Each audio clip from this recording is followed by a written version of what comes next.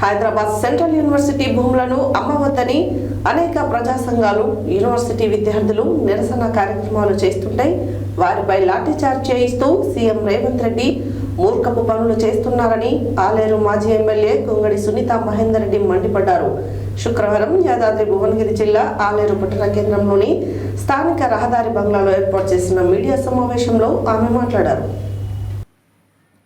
యాదాద్రి భువనగిరి జిల్లా ఆలేరు పట్టణ కేంద్రంలో శుక్రవారం స్థానిక రహదారి బంగ్లాలో ఆలేరు మాజీ ఎమ్మెల్యే గొంగడి సునీత మహేందర్ రెడ్డి మీడియాతో మాట్లాడుతూ హైదరాబాద్ సెంట్రల్ యూనివర్సిటీ భూములను అమ్మవద్దని అనేక ప్రజా సంఘాలు, యూనివర్సిటీ విద్యార్థులు నిరసన కార్యక్రమాలు చేస్తుంటే వారిపై లాఠీచార్జ్ చేయిస్తూ సీఎం రేవంత్ రెడ్డి మూర్ఖపు పనులు చేస్తున్నారని మండిపడ్డారు.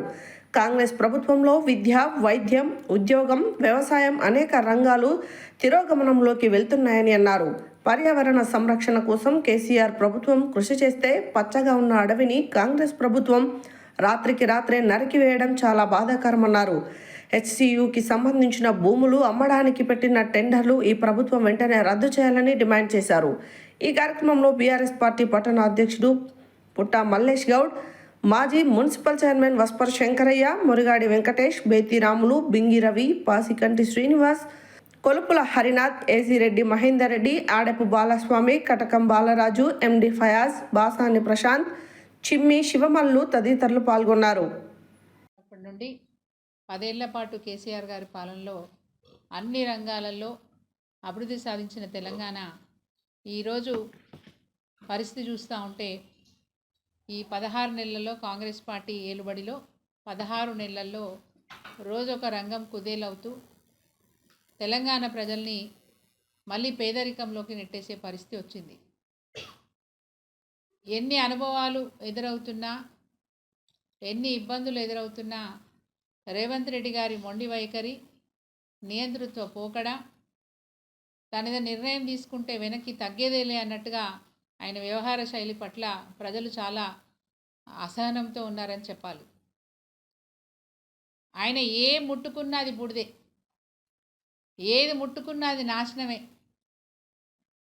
అసలు ఈ కాంగ్రెస్ పార్టీ, ముఖ్యంగా రేవంత్ రెడ్డి గారి ట్యాంక్ లైన్ 3 పదాల్లో చెప్పొచ్చు. ఒకటి, ప్రజల పట్ల నిర్లక్ష్యం. ప్రజలను నిరసన తెలియజేస్తున్నారు, ఆ నిరసన తెలియజేసిన నిర్బంధిస్తున్నారు. అంటే నిర్లక్ష్యాలు, నిరసనలు, నిర్బంధాలు ఈ కాంగ్రెస్ పార్టీ యొక్క ట్యాగ్ లైన్గా చెప్పుకోవచ్చు. మూసీ ప్రక్షాళన కొద్ది రోజులు, ఆ తర్వాత హైడ్రా అని కొద్ది రోజులు, దాని తదనంతరం లగచర్ల అని కొద్ది రోజులు, ఇవి ఏం చేసినా ప్రజలు నాకు మీద వ్యతిరేకత చూపిస్తారు. కాబట్టి గతంలో ప్రభుత్వంలో ఉన్న టీఆర్ఎస్ పార్టీ పైన, కేసీఆర్ గారి పైన, కేటీఆర్ గారి పైన ఏదో ఒక అభియోగం మోపితే ఎట్లా కాలం జరపవచ్చు అనే ఉద్దేశంతో ఆయన అనేక అసత్య ఆరోపణలు చేసి కేటీఆర్ గారిని ఈడీ కేసుకు ఎంక్వైరీకి వెళ్ళే వరకు కూడా ఆయన సక్సీడ్ అయ్యాడు.